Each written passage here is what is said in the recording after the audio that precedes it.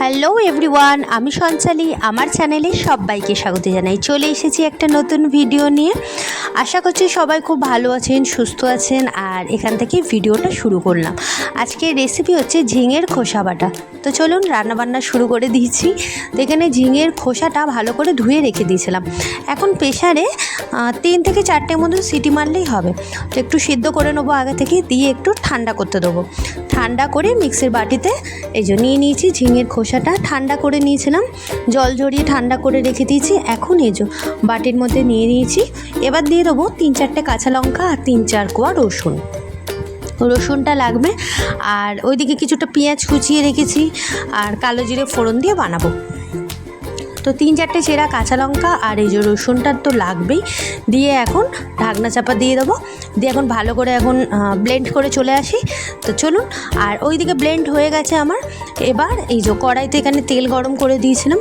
তেলটা গরম করার পর দিয়ে দিয়েছিলাম বেশ কিছুটা কালো জিরে ফোড়ন, কালো জিরে পেঁয়াজ ফোড়ন। আচ্ছা, দিয়ে এখন পেঁয়াজটা একটু নরম করুন। তো পেঁয়াজটা এখন নরম হতে থাকুক, ভালো করে একটু নাড়াচাড়া দেবো পেঁয়াজটা।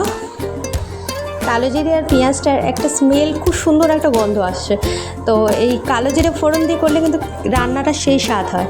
আর একটু পেঁয়াজটাও একটু নরম হতে থাকুক। তো চলুন, এতে কিন্তু বেশি কিছু মশলাপাতি লাগে না।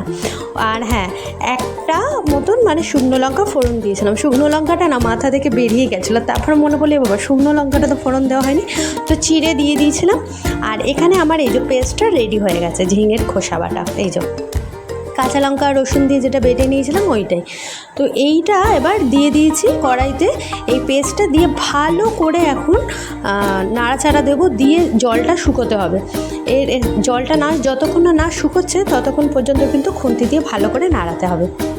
আর আমার ভিডিও যদি তোমাদের ভালো লেগে থাকে বন্ধুরা, প্লিজ বন্ধুরা চ্যানেলটিকে লাইক করো, শেয়ার করো, আর মনে করে কিন্তু চ্যানেলটিকে সাবস্ক্রাইব করে দিও। একটু দিয়ে দিলাম হলুদ, একটু নুন আর একটু লঙ্কা গুঁড়ো। পুরোটাই পরিমাণ মতন, বেশিও না আবার কমও না। নুনটা স্বাদ মতন একদম। আর হলুদ আর লঙ্কা গুঁড়ো দিয়ে এখন ভালো করে নাড়াচাড়া দিচ্ছি। যারা যারা আমার ফেসবুক পেজ থেকে দেখছো, তো প্লিজ বন্ধুরা চ্যানেলটিকে লাইক করো আর ফলো করো। তো এখন ভালো করে এখন খুন্তি দিয়ে নাড়িয়ে যাবো ভালো করে। এবার একটু ঢাকনা চাপা দিয়ে রাখবো, একটু ভাপে হতে থাকুক। একটু যেই জলটা মরে যাবে, শুকনো শুকনো হয়ে আসবে, তখন পুরো রেডি হয়ে যাবে। আর ওপর থেকে তখন সর্ষের তেল দিয়ে নামিয়ে নিতে হবে। এই যে দেখো বন্ধুরা, পুরো জলটা পুরো টেনে নিয়েছে, পুরো একদম শুকনো হয়ে গেছে। আর এইটা যদি গরম ভাতে যদি খাও বন্ধুরা, দারুণ লাগবে স্বাদ, দারুণ। এইভাবে একবার ট্রাই করে দেখতে পারো, খেতে হবে সেই স্বাদ আর দুর্দান্ত। তো আমার হয়ে গেছে ঝিঙের খোসা বাটার রেসিপি। তো আজকের মতো ভিডিওটা আমি এখানে শেষ করলাম। বাই, ফিরে আসবো অন্য ভিডিও নিয়ে।